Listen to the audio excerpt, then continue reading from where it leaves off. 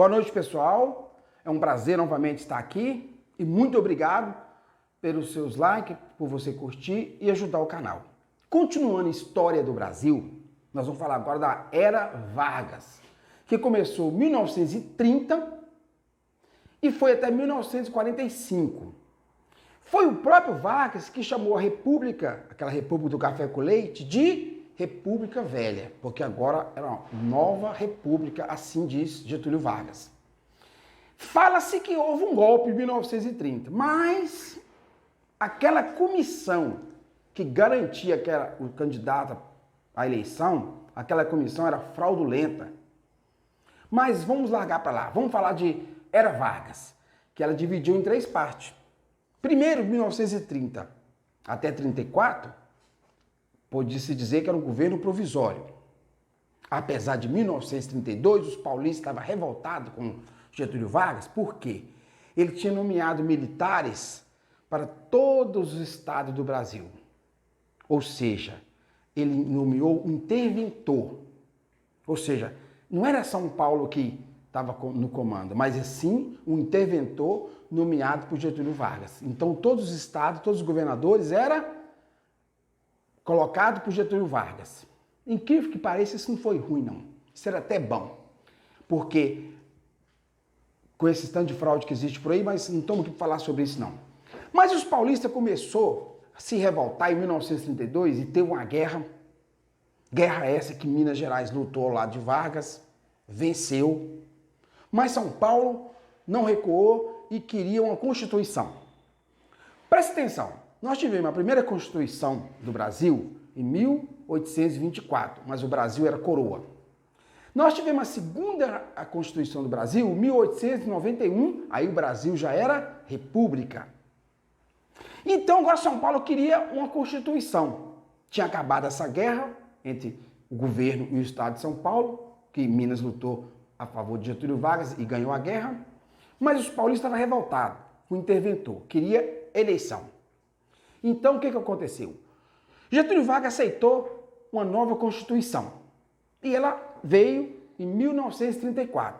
E essa Constituição, com voto indireto, né? Não era eleição direta, mas indireta, elegeu Getúlio Vargas novamente como presidente. Teve a Constituição e ele foi eleito agora e estava marcada eleições para daí 4 anos. Agora o Getúlio Vargas era um presidente eleito, mesmo que seja indireto, mas ele tinha sido eleito. 1964 até 1938. O que aconteceu? Quando foi 1937, ele dissolveu o Congresso Brasileiro. Ele dissolveu o Congresso Brasileiro, ia para ter eleição, ele alegou que estava tendo uns movimentos comunistas, não entendo, porque ele mesmo tinha mandado Olga lá para São Paulo, lá para a Alemanha, ele chamou Olga e mandou ela para a Alemanha comunista para ficar lá, ou seja, nós tínhamos Olga comunista, nós tínhamos Carlos Prestes comunista, e o Getúlio Vargas, de repente, ele estava envolvido com o comunista. Muitos historiadores falam que ele tinha feito um tratado com Hitler para apoiar o eixo. Que Hitler, como estava na guerra, estava esperando o Getúlio Vargas entrar, mas deixa isso para lá. Então, quando foi em 1908, em vez de ter eleição, não teve eleição. Começa um governo agora ditador. Getúlio Vargas se declara ditador e ele continuou no poder até 1945. Ele, quando foi em 1943, ele precisava da ajuda econômica dos Estados Unidos, que os Estados Unidos financiou a primeira siderúrgica nacional no Brasil, ele foi e ficou do lado dos aliados. Ele lutou do lado dos aliados. Mandou nosso exército foi lá, teve aquela vitória em Monte Castelo, uma grande vitória, e nós ficamos do lado do aliado. Mas diz que Hitler ficou esperando Getúlio Vargas entrar do lado dele, mas graças a Deus isso não aconteceu. Então quando foi em 1945, Getúlio Vargas agora terminou a Guerra Mundial, a Segunda Guerra Mundial acabou, Getúlio Vargas agora estava no poder, tinha 15 anos, ele sai e entra o presidente Dutra, que foi um péssimo presidente. Quando foi em 1950, tem eleições e Getúlio Vargas ganha as eleições para presidente. E ele volta agora como um presidente eleito. E foi até 1954, quando ele suicidou no mês de agosto. Quando ele suicida, tem a eleição de 1955, Juscelino Vargas ganha essa eleição.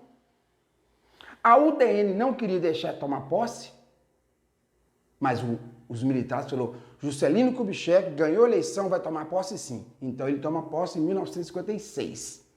Quando ele toma posse, do mesmo jeito que o Bolsonaro é perseguido hoje, houve aquela perseguição contra ele, a imprensa carioca, Carlos Lacerda começa a perseguir. Por quê? Ele fala que vai construir Brasília. Aí Carlos Lacerda começa a colocar, lugar não tem condições nenhuma de ter acesso, como é que vai construir uma capital num mato daquele? Quando começou a construção, teve a doença de malária, aí que Carlos Lacerda, alguns funcionários morreram por doença, aí Carlos Lacerda meteu o pau e era só mentira, mentira, mentira, mentira. Muita mentira, mas graças a Deus Juscelino Kubitschek terminou de construir Brasília e quando foi em 1961, Jânio Quadros inaugura, ele toma posse em Brasília, Jânio Quadros. Depois Jânio Quadros começa a inflação muito alta no Brasil, ele renuncia, assume João Goulart, que era comunista, que tinha ido até fazer visita lá na China, Mao Tse-tung, era comunista. Nessas alturas de 1964, nós tínhamos mais de 2, 3 mil comunistas no Brasil, em todos os estados, trabalhando, recebendo, que eu falei isso com vocês, porque as pessoas que vieram, entendeu? O que aconteceu é o seguinte, José Genuíno, José Disseu, Dilma Rousseff, Frank Martins, um senhor que é jornalista da Globo, comunista. Esse pessoal estava no Brasil recrutando pessoas e recebia para isso. Eles tinham salário de 3. Então, quando você chegava e falou, você quer ser comunista, você vai ganhar 3 salários. Se o cara se inscrevesse e entrasse no treinamento e começasse a fazer tudo que eles mandavam, recebia. Então, com isso, eles arrumaram muitas pessoas. Mas, graças a Deus, em 64, a população também pediu o exército que entrasse e começamos um período que fala que é ditadura, onde o primeiro presidente foi Castelo Branco, o segundo foi Costa e Silva, que pegou 71 deputados federais comunista e tirou do Congresso. Depois de Costa e Silva veio Médici, excelente presidente. Depois veio Ernesto Geisel, excelente presidente. E depois veio João Figueiredo. Aí eu não posso falar que foi excelente, porque ele cometeu a sua maior falha.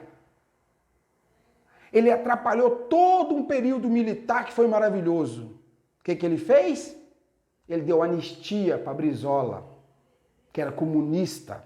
Ele deu anistia para Genuíno, Gedisseu já estava morando em outro país, com outro nome, casado com outra mulher, escondido, porque tinha sido expulso pelo exército brasileiro. Dilma Rousseff, que nessa época, em 1968, 70, 72, era assaltante de banco, matou vários soldados brasileiros. Esse José Genuíno aí, que foi primeiro-ministro da Casa Civil do PT, esse cara já matou vários soldados do exército brasileiro, assaltava, matava. Nós somos guerrilheiros, era um comunista que recebia, tinha salário fixo. E aí, João Figueiredo assume em 79, Roberto Marinho, dá anistia para aquele pessoal que a ditadura, que os outros, né, tirou, mandou para fora, dá anistia. João Figueiredo assina anistia, ou seja, todos os assassinatos, todos os crimes, todos os assaltos a banco, que Genuíno, Gedisseu, Dilma Rousseff, Frank Martins, Pimentel, Miri Leitão, agora assaltantes podiam voltar para o Brasil e estava perdoado. Então João Figueiredo cometeu essa falha. Mas ele ficou no poder até 1985, quando ele entrega para José Sarney. Pior do que o Dutra ainda. José Sarney é o pai da inflação. Odiado pelos brasileiros. Aí ele congelou os preços para acabar com a inflação. Só funcionou uns meses. Acabou os produtos, descongelava, congelava. E foi uma bagunça o governo de José Sarney. Uma bagunça, uma inflação absurda.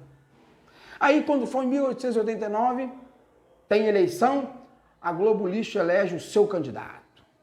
A Globo Lixo agora apresenta Fernando Collor de Mello, alto, bonito.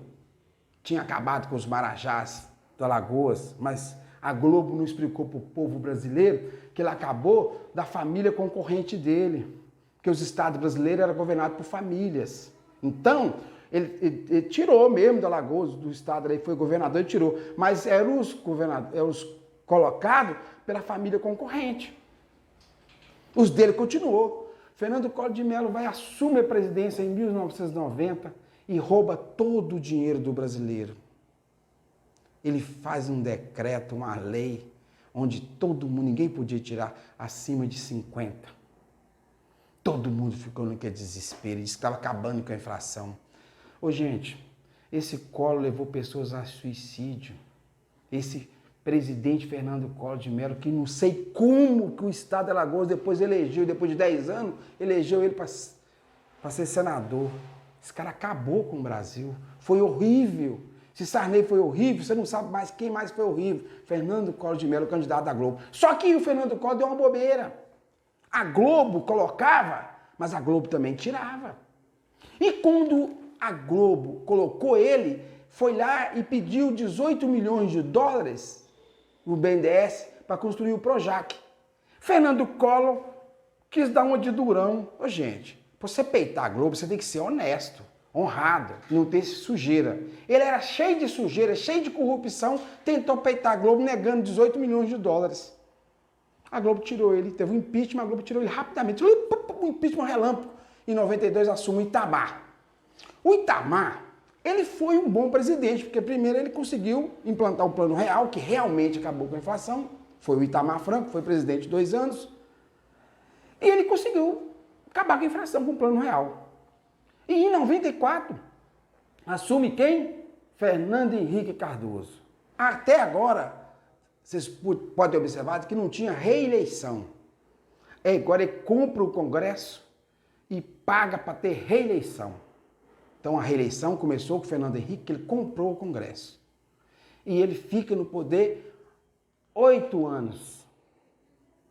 Ele pega e dá a Vale de Graça para Jorge Soros. Ah, mas o presidente da Vale não é esse nome. Claro que não é. Jorge Soros coloca o presidente que ele quer. Todas as empresas que ele tem, mas ele elegeu, ele colocou o dinheiro na campanha de Fernando Henrique Cardoso e o elegeu, então, de retribuição, passou para quem? A Vale passou a ser de Jorge Soros, de graça. E o primeiro presidente da Vale, quem que esse Jorge Soros colocou? O filho de Fernando Henrique. E de vez em quando ele troca. Mas aí depois de... Já tinha 8 anos que Fernando Henrique estava no poder. Fernando Henrique faz um acordo com o Lula, o PT. Ó, eu vou sair agora, você vai entrar, mas você fica só 8 anos, depois nós voltamos. Fernando Henrique tentou fazer o café com leite, que tinha existido na Primeira República. Combinou com o PT. Ô, gente,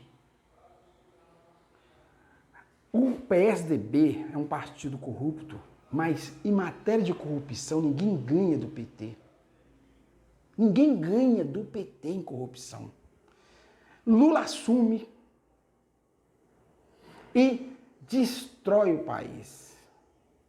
Semana passada agora, no Bradesco, a Lava Jato achou 256 milhões na conta da Marisa. Só que quando o Bolsonaro assumiu, em 2019, em janeiro, achou 24 mil reais na conta da Michele, a Globo fez um estardalhaço. 24 mil na conta da Michele.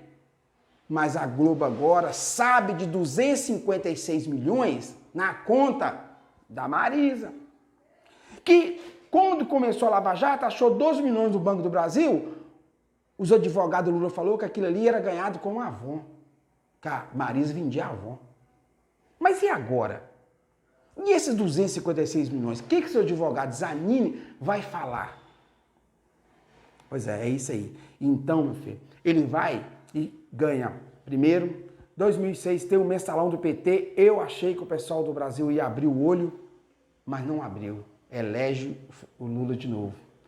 E disse que o Lula fez um primeiro governo excelente. Meu Deus do céu, quando o Lula assume 1º de janeiro de 2003, o mundo, a economia do mundo estava crescendo. O Brasil estava produzindo muito e as commodities do Brasil estavam alta. Produção de minério, produção de milho, produção de soja, tudo que estava produzindo, a agricultura em 2003 no Brasil foi altíssima. Então, como a agricultura estava alta, a commodity estava alta, estava entrando muito dinheiro no Brasil. Entrando muito dinheiro. Não é que o governo Lula foi bom. O mundo estava bem. E quem não estava bem naquela época exatamente foi os Estados Unidos. E os Estados Unidos tinham uma crise imobiliária, mas o mundo estava crescendo, que a economia estava boa. Então, o primeiro mandato do Lula, gente, não foi bom, não. A economia estava boa. Primeiro pegou o país com 8 anos sem inflação. Ele pegou um país onde as prestações da dívida pública estavam sendo pagas certinho. Então, a confiança no Brasil era grande, então começou a vir muito investimento para o Brasil. E nossa reserva ficou muito alta. Aí, o Lula vai não cumpre o trato que ele fez com o Fernando Henrique, que depois de 8 anos tinha que voltar ao PSDB. Ele vai e coloca a Dilma, assaltante de banco, terrorista, assassina, casada com 2 maridos, que todos os 2 eram assaltantes de banco. Esse é o Brasil.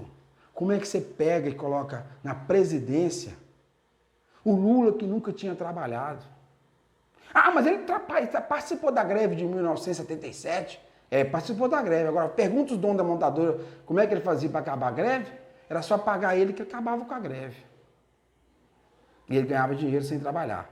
Sem contar que em 1972, como é que o Lula se tornou presidente do maior sindicato do Brasil, São Bernardo do Campo. Sabe como? O Lula era o 3º na hierarquia do sindicato. No mesmo dia foi assassinado o presidente do sindicato, no mesmo dia foi assassinado o vice-presidente e no outro dia, quem aparece para assumir a presidência? O Lula. Passou 3 meses, sabe o que ele faz? Não satisfeito com a presidência, ele vai em casa com a mulher do presidente, que era a Marisa, que já tinha até um filho. Estranho, né? 2 assassinatos, o Lula assume. Comprovadamente, todo mundo sabe com A mais B que Celso Daniel, ele, José Disseu e Gilberto Carvalho participou no assassinato. E Celso Daniel não foi morto porque ele era honesto, não, ele era corrupto. Porque no PT é só corrupção. Ele foi morto porque não queria aumentar a propina para as empresas de ônibus. José Disseu e Gilberto Carvalho pressionando ele para aumentar a propina, porque ia ter eleição do Lula naquele ano 2002, e ele não aumentava a propina. Tinha dado 3 avisos para ele: se aumenta essa propina que não está bom. Mas Celso Daniel sabia que os donos das empresas de ônibus de São Bernardo do Campo não aguentavam pagar mais a propina. Estava bom, que a quantidade por mês era alta. E ele não aceitava aumentar. Aí avisaram para ele, não aceitou aumentar, foi assassinado. Pessoal, o 13 destruiu o país. O 13 é um número diabólico. Eles não acreditam em Deus. Eles é um tentáculo do comunismo. Eles não acreditam em Deus. Aí veio a reeleição da Dilma. Eu falava com as pessoas, pessoal, professores do PT, que frequentavam o meu bar. Falava, pessoal, não vota nesse povo não, vai acabar com o nosso Estado. Eu quase enjoelhei num professor chamado Marcelo, do PT, no meu bar. Eu falei, não vota no PT não, que vai destruir o nosso Estado. Ele votou. E houve uma fraudezinha também, que ele não ganhava sem fraude, que fraude com o PT é coisa normal para eles. Corrupção e fraude no PT, isso é normal. E o Pimentel ganhou e acabou com o nosso Estado. Deixou a saúde sucateada, sem dinheiro para a saúde. Milhares de pessoas morreram em Minas Gerais por causa do governo Pimentel, porque não vinha verba para os hospitais. E esse é o PT. Mas, graças a Deus, Deus olhou para o céu e teve dó dos brasileiros. Deus ouviu minhas orações, orações de milhões de brasileiros e elegeram um presidente honrado e honesto que agora quer colocar o Brasil nos trilhos, quer colocar a economia nos trilhos, mas os bandidos não querem deixar. Mas Deus está com o Bolsonaro, o povo brasileiro honesto e honrado está com o Bolsonaro. E Deus vai segurar ele, porque ele foi colocado por Deus para salvar o Brasil de uma das maiores quadrilhas do mundo. O PT não é uma quadrilha nacional, é uma quadrilha internacional. Obrigado.